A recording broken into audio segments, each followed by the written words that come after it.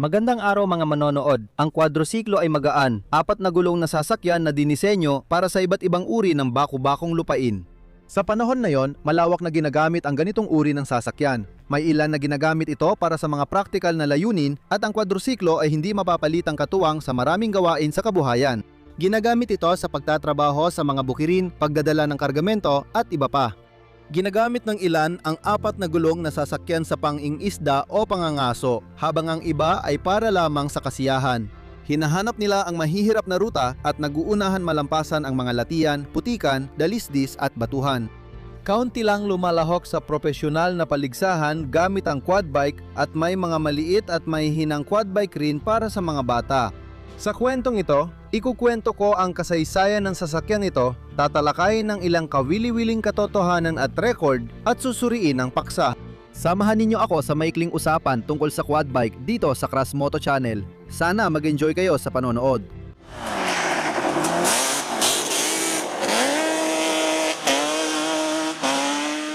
Ang definisyon ng sasakyang tinatawag na quad bike ay sa isang banda ay medyo simple, pero sa kabilang banda ay may mga detalye ring dapat isaalang-alang.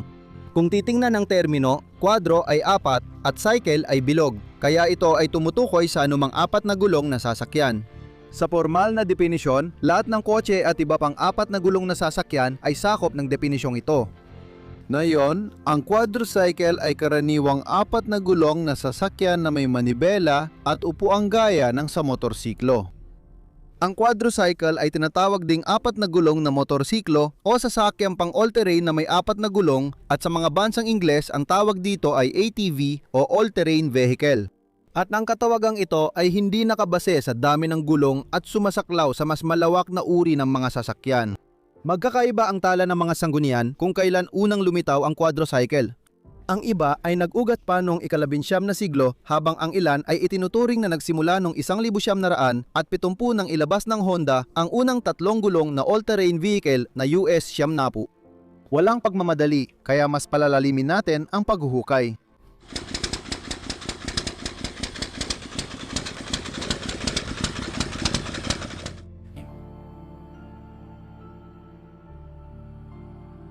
Ayon sa mga historiador, may 2 yugto ng pag-unlad ang quadricycle. Ang una ay mula ika-19 na siglo hanggang simula ng ika-20. Noong ika-19 na siglo, sumikat ang bisikleta bilang personal na transportasyon at patuloy na pinaganda ang disenyo nito.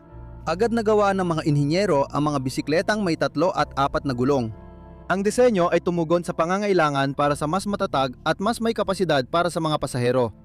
Ayon sa isang bersyon, isa sa mga pinakaunang ganitong uri ng sasakyan ay ipinakilala noong taong 1819 ni Edmundo Cartwright.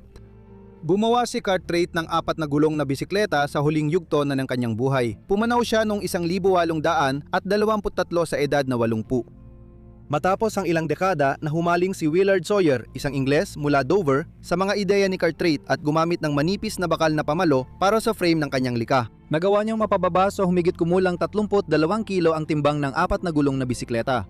Ipinakita ni Sawyer ang kanyang imbensyon sa publiko noong taong 1840 at ipinapatuloy niya ang paggawa ng mga pagpapabuti sa disenyo.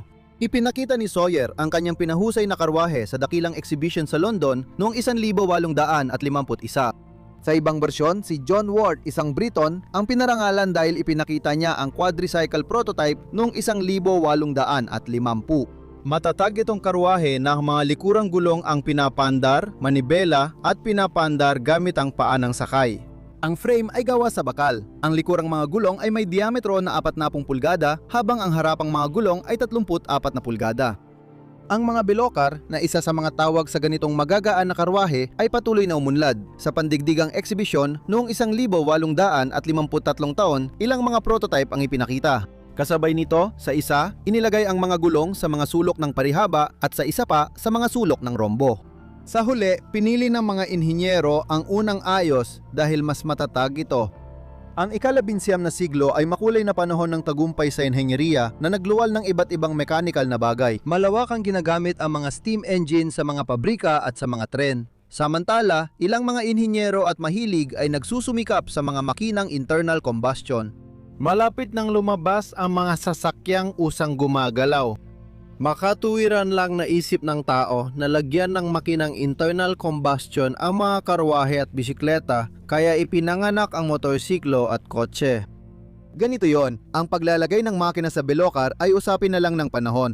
Dito lumitaw ang sasakyang tinatawag na quadrisiklo. Sinadya ko ang pagkakamali sa pagbigkas dahil tunog quadri talaga ang simula ng termino. Naging popular ang terminong ito bilang tawag sa lahat ng may apat na gulong noong huling bahagi ng ika-19 na siglo at simula ng ika-20 siglo. Maraming unang prototype ng sasakyan ay may tuturing na quadrisiklo. Halimbawa, noong 1884, ipinakilala ang quadrisiklo na La Marquise na gawa ng mga Pranses na sina De Dion, Buton at Repardo. Ang maliit na sasakyan ay prototype ng steam-powered na quadrisiklo. Ang La Marquise ay pinapagana ng kahoy at uling at sa loob ng 30 hanggang 40 minuto ay nakakagawa ng sapat na singaw sa boiler para umandar. Ang sasakyan ay umabot ng 60 kilometro bawat oras. Sa katunayan, noong taong 2011, ang La Marquise ay nananatiling pinakamatandang gumaganang sasakyan sa buong mundo. Maliban sa sasakyang ito, gumawa rin si De Dion ng iba pang quadricycle.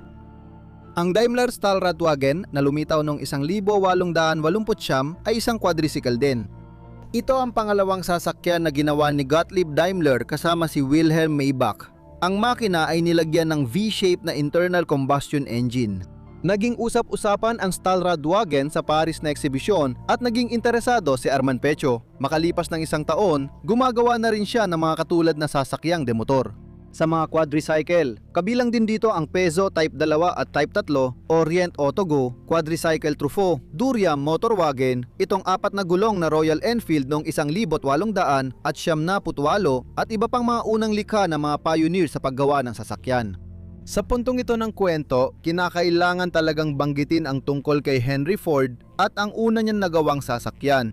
Maagang umaga ng ika-4 ng Hunyo, 1876 ginawa ni Henry Ford ang kanyang unang pagsubok na biyahe gamit ang maliit na 4 na gulong na makina na tinawag niyang Ford Quadricycle. Kahit naging matagumpay ang biyahe, hindi pa rin nasiyahan si Ford at muling binuo ang quadricycle sa mga sumunod na buwan. Pinalitan nila ni Ford at mga katulong ang maraming bahagi ng kahoy ng metal, naglagay ng cooling system sa makina at mas matibay na gulong. Ang quadricycle ni Ford ay natatangi noon dahil sa maliit nitong sukat kumpara sa ibang motor na karwahe. May wheelbase ito na 124 at kalahating sentimetro lamang, eksaktong 2 metro ang haba, 114 ang lapad at 109 na sentimetro ang taas. Ang sasakyan ay may 2 silindrong makina na 4 na kabayo ang lakas, tumitimbang ang 230 kilo at umaabot ng 32 kilometro bawat oras ang bilis. Para kay Ford na 32 anyos ang matagumpay niyang unang paglabas ay bunga ng kanyang pagiging malihain, determinasyon at pagsusumikap na nagdala sa kanya ng titulong henyo ng industriya ng sasakyan. Ibinenta ni Ford ang kanyang unang quadricycle kay Charles Ainsley sa halagang $200 noong 1876. Pagkatapos, gumawa pa siya ng 2 pang quadricycle, isa noong 1879 at isa pa noong 1901. Sa huli, muling binili ni Henry ang kanyang unang lika noong 1904 sa halagang $65. Naka-display pa rin hanggang ngayon ang quadricycle sa permanenteng exhibition ng museo ni Henry Ford sa Dearborn, Michigan. Maganda ang pagtanggap at mataas ang pagpapahalaga ng publiko sa Ford Quadricycle. Pinag-usapan ng marami ang quadricycle dahil mas matatag ito kaysa bisikleta, may makina na at mas mura kaysa sa mga kotse noon. Sa unang gawa pa lang ni Ford, halata na ang layunin niyang lumika ng simple at abot-kayang produkto para sa marami. Isa pang quadricycle na itinuturing kong mahalaga sa kasaysayan ay ang Motor Scout na disenyo ng Briton na si Frederick Richard Sims na ginawa noong 1879. Ang Motor Scout ang unang armadong sasakyan na pinapatakbo ng gasolina. Hindi ito ginawa para sa pagmamaneho sa ararong bukirin, pero angkop ito bilang suporta o proteksyon sa infantry at cavalry kung saan may kalsada. Gayunpaman, hindi dapat isipin na nang lumitaw ang makinang panloob na pagsunog ay nakalimutan na ng mga inhinyero ang tungkol sa mga velokar. Noong 1924, ipinakilala ng Pranses na si Charles Maché ang sarili niyang bersyon ng velokar sa publiko. 2 tao ang kasya sa modelong ito, habang ang isa ay pumipidal, ang isa naman ay maaring magpahinga. Iba ang teknolohiya sa mga prototipo noong ika-19 na siglo dahil sa mas malawak na balot ng katawan, may bubong at parang windshield sa harap. Pagsapit ng ika-20 siglo, mabilis umunlad ang paggawa ng sasakyan kaya halos wala ng demand sa maliliit na quadricycle. Matagal nang nakalimutan ang teknolohiyang ito. Nagsimula ang interes ng lipunan sa magagaan at may sapat na kakayahang mag-off-road na sasakyan noong huling bahagi ng dekada 50 hanggang dekada 60 at unang naganap ito sa Estados Unidos. Tinawag itong gintong panahon. Pagkatapos ng ikalawang digmaang pandaigdig, nagkaroon ng economic boom sa Estados Unidos at tumaas ang kakayahan ng mga tao na bumili. Nagiging normal na ang magkaroon ng dalawang sasakyan sa bawat pamilya. Bukod sa kotse, bumibili rin ang mga Amerikano ng gamit gaya ng maliliit na motorsiklo para sa anak at espesyal na kagamitang pangkabuhayan. Sa ilang grupo, tumaas ang demand sa magagaan na all-terrain vehicles kaya gumawa ng 6 na gulong na all-wheel drive at kadalasang amphibious na sasakyan. Halimbawa, ang Jigger na ginagawa ng Jigger Corporation, Amphicat na gawa ng Mobility Unlimited Incorporated at Terra Tiger na gawa ng Ellis Chalmers Manufacturing Company. Ang terminong all-terrain vehicle ay orihinal na nilikha para sa mga sasakyang 6 na gulong na ito. Ang unang ganitong uri ng sasakyang panglahat ng lupa ay ang Jigger. Ang mga unang modelo nito ay ginawa ng kumpanya JGR Gunsport noong 1961 at nagsimula itong gawing maramihan noong 1965. Noong 1968 natigil ang produksyon dahil sa problemang pinansyal ng kumpanya kahit mataas ang demand. Tinatayang 3,300 at 40 Jigger ang nagawa. Ang mga sasakyang ito ay naging popular sa maliit na grupo ng gumagamit at kahit kakaunti, patuloy pa rin ginagawa ang mga amphibious na 6x6 at 8x8 hanggang ngayon. Pero mayroon silang isang kakulangan na hindi nagustuhan ng mga modernong quadrider, ang kakulangan ng mataas na bilis at dinamika. Halos nakakaraan ang mga amphibious na ito sa kahit saan, ngunit ang bilis nila ay hanggang 30 km kada oras lang. Apma silang gamitin sa matinding off-road at maputik na lugar. Pero para sa mas madaling off-road, kailangan ng mas masayang sasakyan. Ang kasaysayan ng modernong quadricycle ay hindi konektado sa mga ganitong uri ng sasakyang panglahat ng daan. Nagsimula ito sa paglabas ng 3 gulong na motorized na sasakyang panglahat ng daan. Noong dekada 60 ang kumpanyang Honda ng motorsiklo ay mabilis nang sinakop ang merkado ng Estados Unidos gamit ang kanilang matitibay at murang mga motorsiklo. Magaling ang marketing nila, itinapat ang mga gumagamit ng Honda laban sa mga balbasaradong outlaw na mas gusto ang Harley. Gayunpaman, bumababa ang benta ng Honda dealers tuwing taglamig dahil hindi bagay ang motorsiklo sa pagmamaneho sa nyebe at yelo. Napagdesisyonan ng pamunuan ng Honda na gumawa ng bagay na magagamit buong taon at nahanap nila ang solusyon dito. Noong 1967, ipinagkatiwala kina Osamu Takeuchi, isang bihasang inhinyero at sa kanyang team ang paggawa ng motorsiklong panglahat ng daan na magagamit sa buong taon. Sinuri ni Takeuchi ang iba't ibang konsepto ng sasakyan mula 3 hanggang 6 na gulong bago pumili ng 3 gulong na disenyo na may low pressure na gulong at pinalaking makina mula sa Honda ST70 na naging 70 cm3. Pagkalipas ng 18 buwan, handa na ang unang 3 gulong na Honda na may index na US 90 para sa model year 1970. Karamihan sa mga mapagkukunan ng impormasyon ay iniugnay ang imbensyon ng 3 gulong na all-terrain vehicle kay Honda. Huwag din dapat maliitin ang pagsisikap ni Takeuchi, Saitira at ng iba pang inhinyero, taga-disenyo at marketer ng kumpanyang Hapones. Malakay ang naging ambag nila sa pag-unlad ng industriya ng mga sasakyang may mataas na kakayahan sa pagdaan sa mahihirap na daan. Gayunpaman, hindi ang Honda ang nauna. Merong mas hindi kilalang sasakyan na tinatawag na Tricart na unang lumabas 2 taon bago ang US 90. Lumabas ang 3 gulong na sasakyan dahil sa pagsisikap ni John Plessinger. Noong 1967, estudyante siya sa kolehiyo at ginawa niya ito bilang bahagi ng kanyang thesis. Matapos mag-aral, ipinaupa ni John ang mga patente at karapatan ng imbensyon niya sa New Holland, kilala sa makinaryang pang-agrikultura.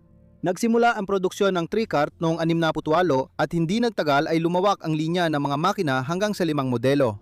Hindi tiyak kung si Takeuchi ay na-inspire ni Plessinger sa paggawa ng US 90 o kung ang Honda engineers mismo ang nakaisip ng 3 gulong na pagkakaayos ng sasakyang panglahat ng daan. Kinailangan ng mga marketer at advertiser ng Honda na maging madiskarte para mapakilala ang produkto at makuha ang malaking bahagi ng bagong off-road na merkado. Magandang halimbawa ng pag-aanunsyo ang paglahok ng US-90 sa pelikulang James Bond, Diamonds Are Forever noong 1971 na si Sean Connery ang bida, pati na rin sa mga serye sa TV tulad ng Doctor Who at Magnum PI. Noong una, ang US na benta ng mga gulong ay walang hub, marupok at magastos palitan para sa gumagamit. Sa paggawa ng mga gulong na ito, na-inspire ang mga Honda engineer ng teknolohiyang 6x6. Noong 1974 naging mas tradisyonal na ang disenyo ng gulong at ito pa rin ang ginagamit na yon. Noong 1973 matagumpay na nairehistro ng Honda ang all-terrain cycle bilang tatak pangkalakalan, kaya't mula noon tinawag na ATC ang lahat ng tatlong gulong na sasakyang pang off-road. Malaki ang tagumpay ng makinang ito at pati bata at matanda ay sumasakay dito sa magaspang na lugar para sa kasiyahan.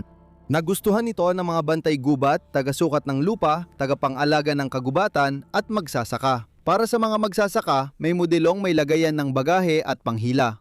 Para sa adrenaline seekers at sumasali sa paligsahan, may high-performance na all-terrain cycle. Noong dekada 70, walang naging katapat ang Honda at agad nilang naiparehistro ang kanilang technical na solusyon. Noong dekada 80, bumili rin ng ibang miyembro ng Japanese Big Four ng patent rights para makuha ang bahagi ng merkado mula sa Honda. Kailangan na nilang maging malihain. Halimbawa, naglabas ang Yamaha ng maliit na TR Zinger para sa mga bata, habang ang Kawasaki ay una naglabas ng malaking tatlong gulong na modelo na may 200cc na makina na noong 1981 ay pinakamalakas sa merkado. Baka nagtataka kayo kung bakit trisiklo ang pinag-uusapan ko, tungkol naman sa quad bike ang episode na ito. Kung wala ang mga trisiklo, baka wala ring modernong quad bike o baka iba na ang kwento. Noong unang bahagi ng dekada, 80, sumikat ang tatlong gulong na all-terrain vehicle at mahigit 1 milyon ang nabenta. Habang dumarami ang mga ito, tumataas din na nasusugatan at namamatay dahil sa paggamit nito. Totoo, parehong matatanda at bata ay nadidisgrasya. Sa kabuuan, noong dekada 80, humigit kumulang 1,000 tao ang namatay sa tatlong gulong na all-terrain vehicles at halos 300,000 tao ang nagtamo ng iba't ibang uri ng pinsala. Noon, maraming kaso sa Amerika laban sa mga gumagawa ng motorsiklo dahil umano sa mapanganib na trisiklo. Noong 1987 aktibong tinatalakay ng kagawaran ng katarungan ang isyung ito kasamang 5 gumagawa ng mga sasakyan, 4 na kumpanyang Hapones at ang Polaris. Nagkasundo ang mga panig na ipagbawal ang tatlong gulong na off-road na sasakyan at piliin ang mas matatag na 4 na gulong. At ang desisyong ito ang nagbigay ng malaking tulak sa pag-unlad ng 4 na gulong na mga quad bike na noon ay umiiral na at unti-unting umuunlad. May kwento ako sa channel ko tungkol sa kasaysayan ng pag-angat at pagbagsak ng Honda All-Terrain Cycle Trisiklo, lumabas na ang paalala. Ang pagbabawal sa paggawa at bantahan ng tatlong gulong na all-terrain vehicle noong 1987 ay nagdulot ng benepisyo sa 4 na gulong na katulad nito. Eksakto, ito ay moratorium kung saan ang mga pangunahing gumagawa ng tatlong gulong na sasakyan ay nagkasundo na itigil ang produksyon nito sa loob ng 10 taon. Makikatita ninyo na pagkatapos ng panahong iyon, walang kumpanyang bumalik sa paggawa ng tatlong gulong na all-terrain vehicle. Noong 1987, nag-invest ang mga gumagawa ng malaking pera sa pagdevelop ng disenyo ng 4 na gulong na all-terrain vehicle, lalo na ng kaligtasan sa pagmamaneho nito. Mas matatag ang quad bike kaysa 3 gulong na all-terrain vehicle dahil 2 truck ang 4 na gulong na disenyo nito, di tulad ng 3 gulong na sasakyan maliban sa motorsiklo na may sidecar. Gayunpaman, lumitaw ang makabagong quad bike bago pa ipinatupad ang moratoryo sa paggawa ng all-terrain tricycle. Madalas inaangkin ng Suzuki na sila ang unang lumikha ng quad bike sa makabagong pakahulugan nito. Ngunit bago pa man noong taong 1982 nang naglakas loob si Akigota mula sa Suzuki na maglagay ng ika-4 na gulong sa sarili niyang tricycle na Suzuki ALT 100 at 25 mayroon ng ibang quad bike na umiiral. Ito ay ang Roof Gojo. Ito ang unang modernong 4 na gulong na quad bike sa mundo. Ang Rupp Industries ay isa sa mga unang Amerikanong gumagawa ng mga quad bike, go-kart, snowmobile, mini bike at iba pang off-road na sasakyan. Ang kumpanya ay tinatag ni Mickey Rupp noong 1959 na taon at naging napaka-impluensyal, nakabuo ng maraming disenyo na kalaunan ay matagumpay na kinopya ng ibang mga gumagawa. Ang Rupp Gojo ay nagsimulang gawin noong 73. Noong una, ang quad ay may makinang 8 kabayo ang lakas at may mini na bersyon na may 3.5 kabayo. Habang ginagawa ito, pwede ka ring umorder ng quad na may option ng Keller na isang silindrong 2-stroke na makina na may kapasidad na 295 kubiko na ginagawang si Godio isang mabilis na off-road na sasakyan na kayang umabot ng 70 kilometro bawat oras. Hindi tiyak kung ilan ang nagawang wrap Gojo pero sa huli ay natigil ang produksyon nang magkaroon ng problemang pinansyal ang kumpanya noong ikalawang kalahati ng dekada 70 at nalugi noong 78. Sa isang mapaglarong biro ng tadhana, nauna si Rup sa kanyang panahon. 10 taon pa ang lilipas bago biglang sumikat ang mga quad bike. Akala ng iba, ang 4 na gulong na Honda Odyssey na ginawa noong 1977 ay isa sa unang makabagong quad bike. Gayunpaman, maliit lang ang Odyssey at ang manibela nito ay parang sa kotse. Bumalik tayo kay Suzuki. Naalala mo, noong dekada 70, ang Honda ang nanguna sa 3 gulong all-terrain vehicles at hindi agad sumabay ang iba pang 3 tagadawa ng motorsikla sa Japan. Pero pagsapit ng dekada, 8-0, sumubok na rin sila. Kapag kailangang humabol, dapat magpakita ng talino at pagiging malikhain, kundi wala kang makakamit. Sa Suzuki, may inhinyero na nag-isip gumawa ng 4 na gulong na all-terrain vehicle. Ang puhunan nila ay ang ideya na magiging bago at kakaiba ito sa merkado na tiyap na pupukaw ng interes ng publiko. Noong 1982 si Aki Goto ay gumawa ng 4 na gulong na quad bike gamit bilang base ang modelong 3 gulong na ALT 125. Sa loob ng isang taon, inayos pa nila ang disenyo para sa mass production at noong 1983, inilunsad ang modelong quad bike na Suzuki Quadrunner, 125 4/6. Ang LT 125 quad bike ay kinatuwaan ng off-road fans at dealers. Hindi lang dahil sa bagong itsura at 4 na gulong na chassis, kundi pati sa automatic clutch at transmission na may 5 forward gears at reverse. Ang ibig sabihin ng 4 sa 6 ay 4 na gulong at 6 na gears sa transmission. Ang maliit na quad bike na ito ay may 11 lakas kabayong makina sapat para sa mga gawain. Anong slogan sa patalastas ang naisip ng Suzuki marketers? CP, dami ng pagmamanehong hindi mo pa naranasan noon. Ang bagong all-terrain vehicle ng Suzuki. Sa pagdagdag ng ika-4 na gulong, pumapasok ang off-road driving sa ika-4 na dimensyon. Sa Suzuki, malinaw nilang naunawaan na pumasok sila sa isang bagong larangan ng teknolohiya na may tiyak na potensyal, kaya't mabilis nilang pinalawak ang kanilang hanay ng mga modelo. Noong taong 84, ipinakilala na sa publiko bilang karagdagan sa LT, 125 ang modelong LT50 para sa mga pinakabatang sakay at ang mas malaking utilitaryong LT 185. Noon, pinaniniwalaang di matatalo ang dominasyon sa karera ng mga 3 gulong na quad bike. Ang mga bagong labas na 4 na gulong ay mas mabigat at para sa marami, tila ang gamit lang nila ay para sa karaniwang magaan na pamamasyal o kaya ay para sa utilitaryong gamit. Ngunit pinabulaanan na ito ng Suzuki noong 85. Ipinakilala nila ang 2 sports model, LT 200 at 50R at Quad Sport LT 200 at 30S. Ang una ay may malakas na 2-stroke engine na water-cooled, habang ang ikalawa ay mas simple at may 4-stroke engine. Pinag-isa ng magaan na chassis na maraming aluminum piyesa ang 2 quad na ito. Noong 1987, inilunsad ng Suzuki sa kanilang quad line ang unang 4-wheel drive model, LT 4-wheel drive. Ipinakilala sa mga gumagamit ang isang makina na kayang lampasan ang mga off-road na dati ay hindi kayang abuting ng mga quad. Sa LT4WD, pinapayagan ng disenyo ang driver na pumili ng mga mode na may 4-wheel drive o kaya drive lang sa likurang mga gulong. May low gear ang transmisyon at pwedeng ilock ang harapang diferensyal, kaya kayang makaalis ng 4x4 na quadrunner sa halos anumang off-road na sitwasyon. At sa parehong taong yon, 1987, lilitaw ang isang napakahalagang modelo ng quad bike sa kasaysayan ng kumpanyang Suzuki. At sa totoo lang, pati sa kasaysayan ng quad bike, ang Suzuki LT 500R Quad Racer ang maalamat na Quadzilla. Yan ang palayaw na ibinigay ng mga gumagamit dito.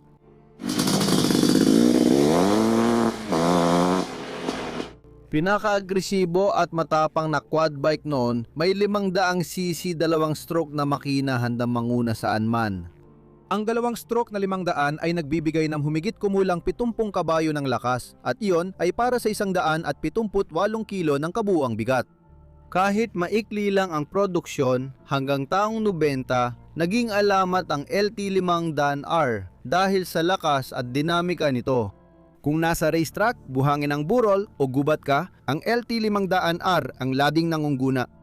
Ang mga kakumpetensya mula sa ibang mga kumpanya ay hindi rin nagpapahuli. Noong taong 84, ipinakilala na ng Honda ang sarili nilang bersyon ng 4 na gulong.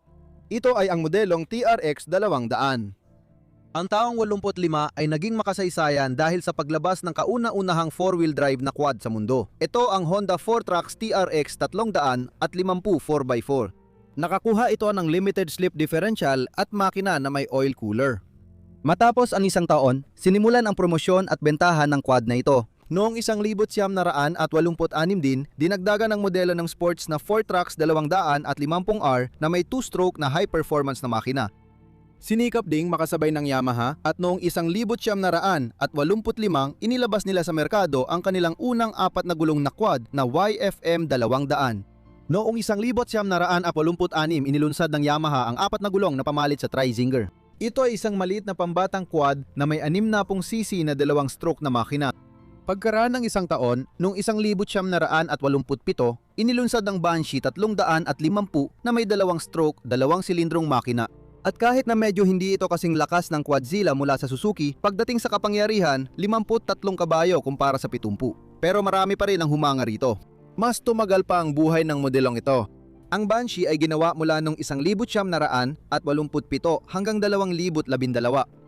Ang pagtigil ng pagbebenta sa ilang mga merkado sa US pagkatapos ay sa Canada at ang kasunod na pagtigil ng produksyon ay dahil sa paghihigpit ng mga pamantayan sa kalikasan.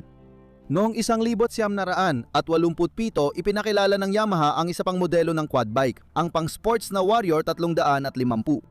Ang Warrior, ang unang sports quad bike sa mundo na may electric starter at naging pinakamabentang sports quad bike rin sa mundo. Nilagyan ang Warrior ng 350cc na 4-stroke engine, 6 na bilis na transmission, adjustable na long travel suspension at hydraulic disc brake sa harap at likod. Noong taong 1987, ipinakilala ang Big Bear 350, ang kauna-unahang 4-wheel drive na 4 na gulong ng Yamaha. At ang modelong Terra Pro nakilala dahil sa pagkakaroon ng power take-off mula sa makina. Sa katunayan, ang Terra Pro ay isang makinang pangbukid na maaaring lagyan ng iba't ibang kadamitan, mga panggapas, pangbungkal, mga sprayer para sa agrikultura, pangbutas ng lupa para sa post at marami pang iba. Ang Terra Pro ay may 4-stroke na 350 kubikong makina na may oil radiator at sapilitang cooling fan, 10 bilis na high-low range transmission na may reverse at lockable na likurang differential. Sa 4 na kumpanyang Hapon, tanging Kawasaki na lang ang pag-uusapan. Ipinakilala nito sa publiko ang kanilang unang 4 na gulong na quad bike noong 1985 at ito ay ang modelong Bayo 100 at 85 o KLF 100 at 85. Sa kabuuan, halos panggaya lang ito sa mga modelo ng mga kalaban. Pagkalipas ng isang taon, nadagdag ang mas malaking Bayo 300 sa linya ng modelo. Pagkalipas pa ng isang taon, noong 1987, nadagdagan pa ng 3 modelo ang listahan ng mga quad bike ng Kawasaki.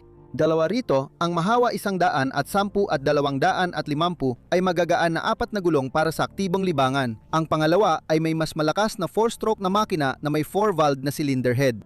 Ang ikatlong modelo ay ang sports na T-Cade 4 na may 2-stroke na 200 at 50cc na makina. Noong 1989 ang modelo ng quad bike na Bayo 300 ay naging 4-wheel drive.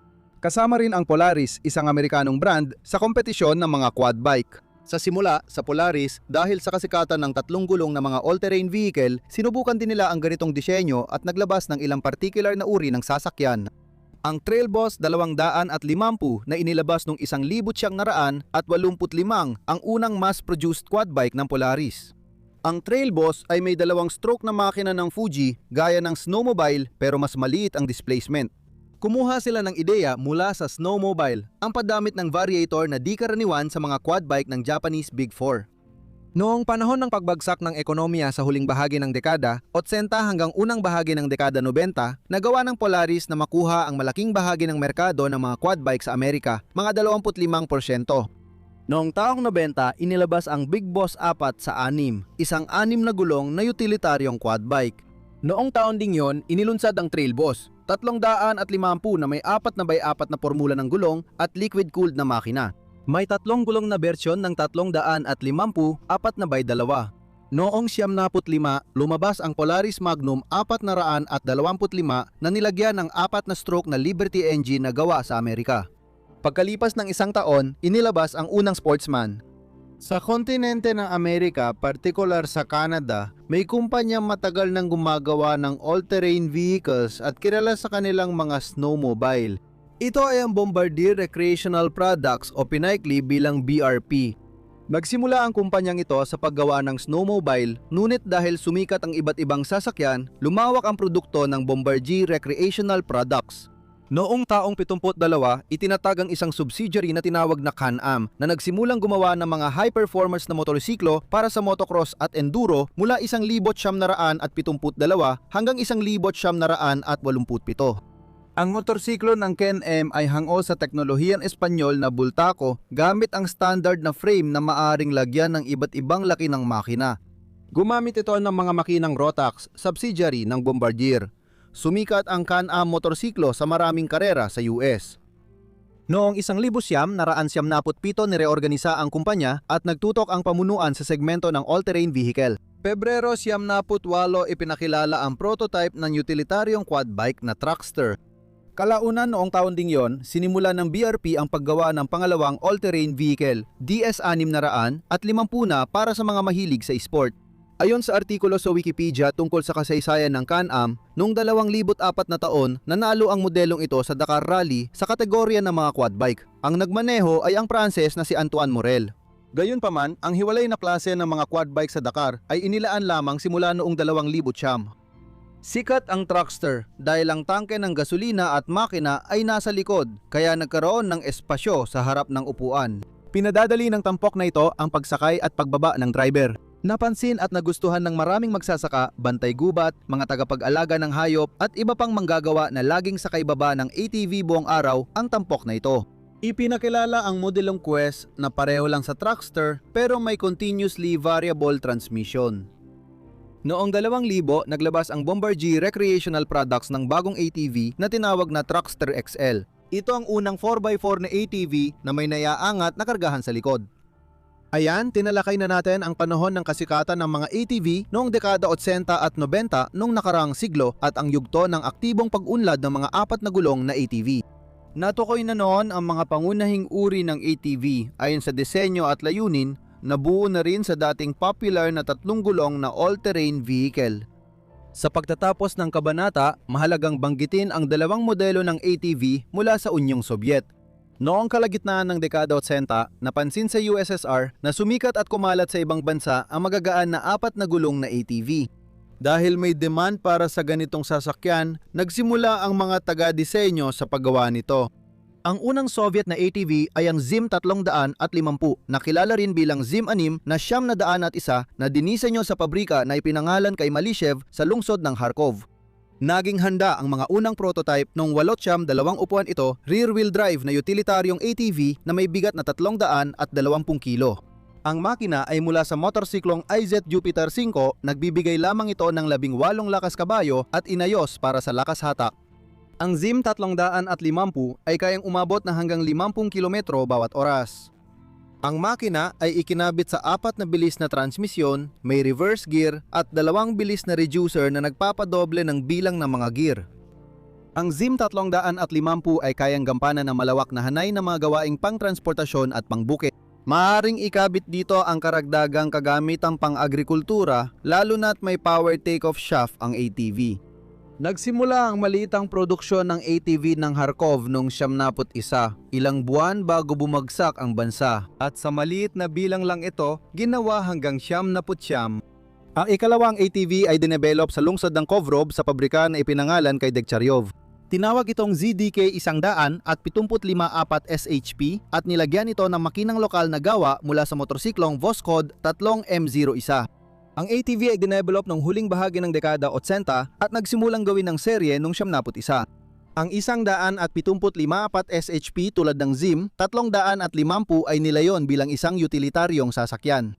Ang ZDK ay mayroong lockable differential, demultiplicator at power take-off shaft. Gayunpaman, kakaunti lang ang nagawang mga ganitong ATV, makakalahating libo lang. Nagkawatak-watak ang bansa, dumaan sa mahirap na panahon ang mga gumagawa ng mototeknolohiya at karamihan ng mga tao na theoretical na nangangailangan ng ganitong kagamitan ay hirap na hirap sa buhay.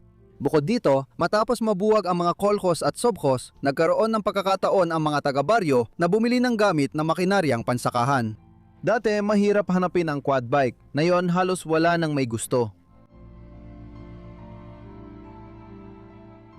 Sa ika-21 siglo, patuloy umunlad ang disenyo ng quad bike. Mahalaga ang muling pagbuo ng konsepto ng sport quad bike. Unti-unting iniwan ang dalawang stroke na makina sa off-road na esports at dumating ang panahon na nabuo ang isang buong pamilya ng mga sport quad bike na may 4 na stroke na makina na may 450 kubiko na kapasidad.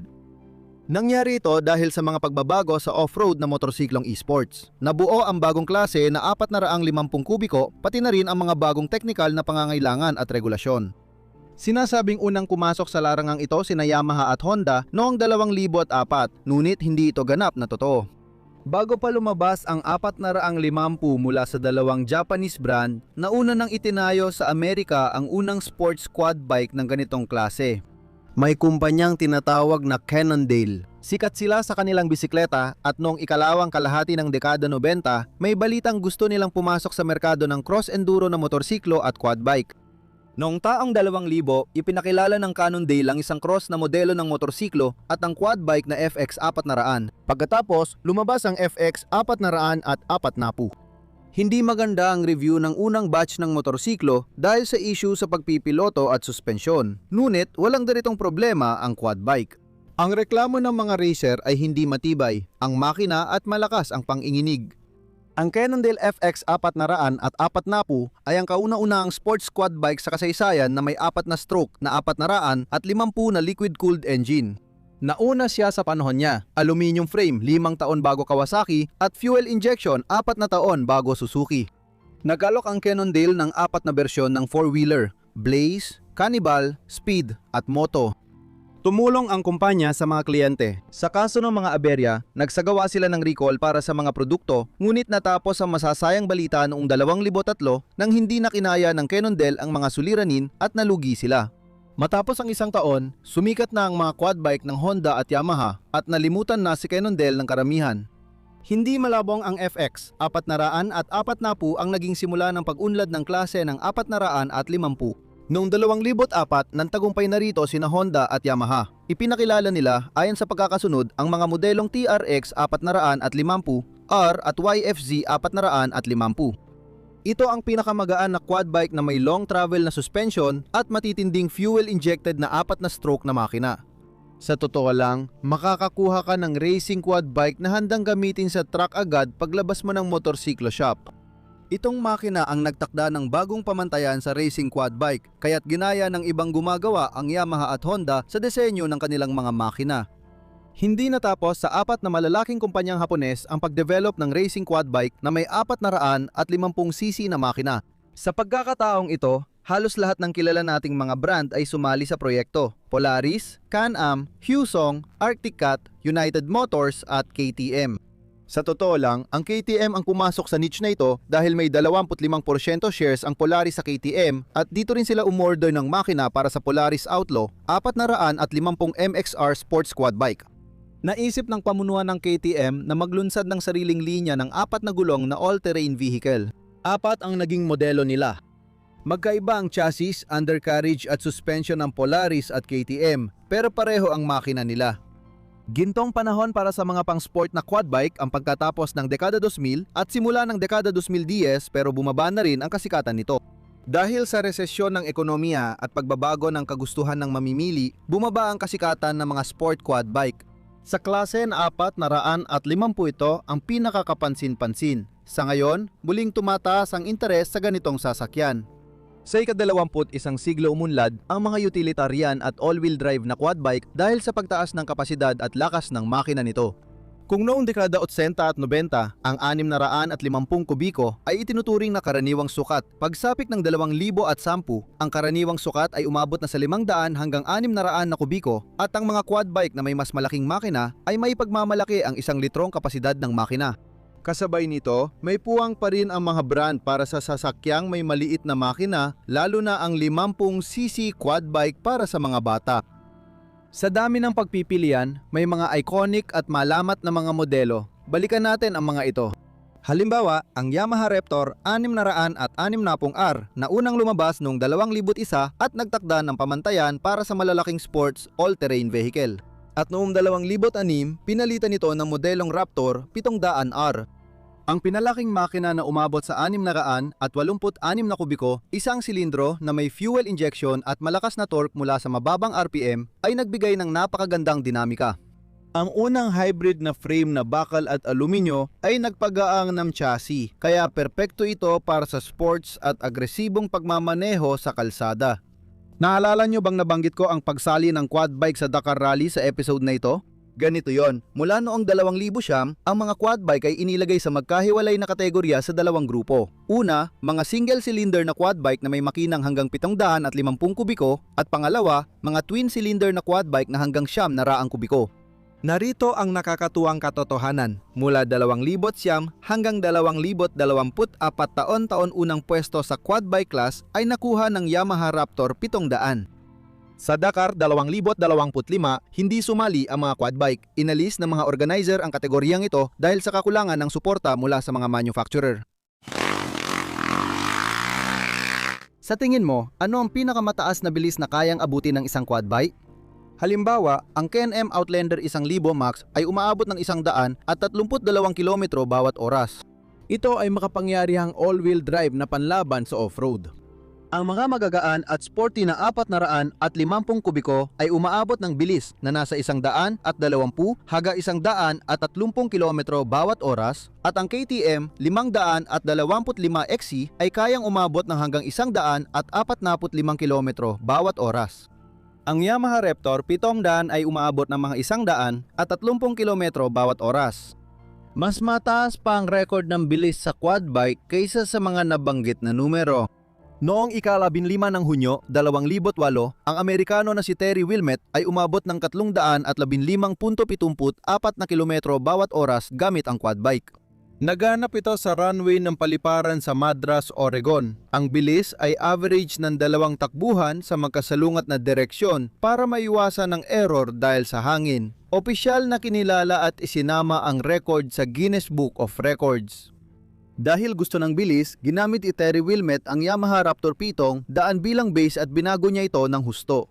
Tinawag niyang ALSR Rocket Raptor version 6.0 ang kanyang obra. Sa pangalan pa lang, makikita kung paano nagawa ni Terry na maabot ang napakataas na bilis.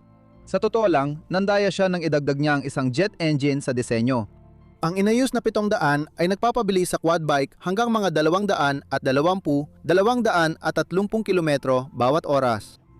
Sabay, inilalagay sa neutral at pinapaandar ang jet engine kaya tuloy ang pagpapabilis. Si Wilmette din ang may hawak ng 2 naunang all-terrain vehicle speed records. Noong nakaraang taon, pinabilis niya ang ika-5 bersyon ng Rocket Raptor hanggang 249 kilometro bawat oras at mas maaga pa noong Hunyo 2006 sa ika-4 na bersyon hanggang 240 kilometro bawat oras.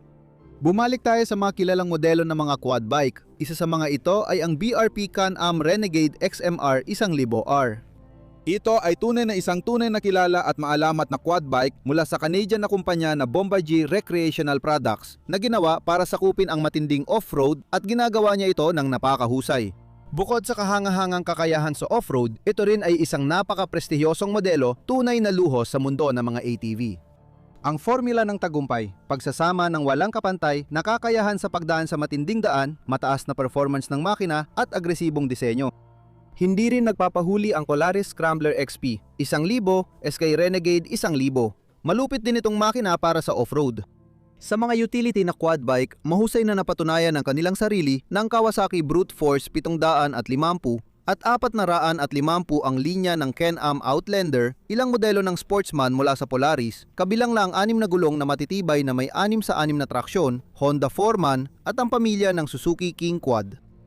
Dapat ding talakayin ng mas detalyado ang Yamaha Grizzly 700 at ang buong pamilya ng Grizzly Utility Quad Bikes na nagsimula noong 1978. Noong 2007, lumabas ang Grizzly 700 at ito ang kauna-unahang quad bike sa kasaysayan na nilagyan ng EPS system, Electric Power Steering, elektrikong pampalakas ng manibela. Pinapapaba ng sistemang ito ang lakas na kailangan ng driver sa manibela kaya mas komportable at mas malawak ang kakayahan ng ATV. Ngayon, marami ng malalaking quad bike ang gumagamit ng sistemang ito. Dapat sabihin na noong 2020, hindi lang ang mga brand na nabanggit na sa kwento ang gumagawa ng mga quad bike. Mayroong maraming hanay na mga Chinese na brand na gumagawa ng mga 4 na gulong mula sa mga 50 kubikong modelo para sa mga bata o kaya'y mga bateryang modelo hanggang sa malalaking 1 litrong utility at matitinding off-road na sasakyan. Sa ngayon, humahabol pa rin ang mga Chino. Natututo na silang mangopya pero hindi pa naabot ang kalidad at performance. Halimbawa, ang V-twin na kinopya ng CF Moto mula Rotax ay may 75 kabayo lang, habang ang orihinal ng Bombardier Recreational Products ay 91 kabayo. Sa Russia, may sariling brand na Ruskaya Mechanika, kumpanyang mula Rybinsk malapit sa Moscow. At posible rin na may iba pang mga kumpanya na hindi ko nabigyan ng pansin. Sa kabuuan, noong mga taong 2020 at maging noon pa man, natukoy na ang mga pangunahing uri ng mga quad bike at wala na talagang masyadong kailangang imbentuhin pa. Ang pagpapatuloy ng kanilang pag-unlad ay nakatuon na sa pagpapabuti ng mga partikular na bahagi at mekanismo, pagtaas ng antas ng kaginhawaan at pagdagdag ng iba't ibang mga pantulong sa disenyo. Sa nakaraang dekada, sumikat ang paggawa ng dekuryenteng quad bike at sinubukan ito ng maraming brand. Kasama rito ang Polaris, Bombardier Recreational Products, mga Hapones, Chino at iba pa.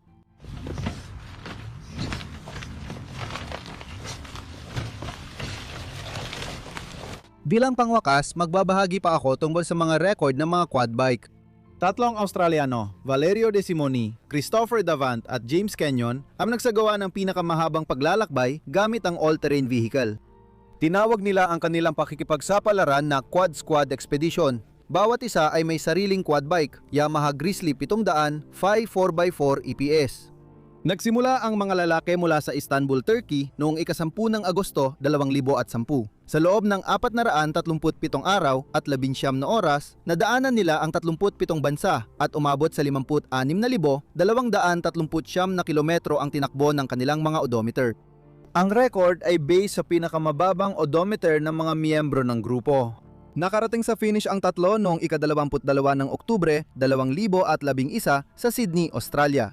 Hindi pinalitan ang mga quad bike sa buong biyahe. Ang 3 Yamaha mula Istanbul ay nagtapos din sa Sydney. Nagkumpuni lang kapag kailangan. Ibinigay bilang donasyon sa Powerhouse Museum sa Sydney, Australia ang quad bike ni Jamie matapos ang paglalakbay.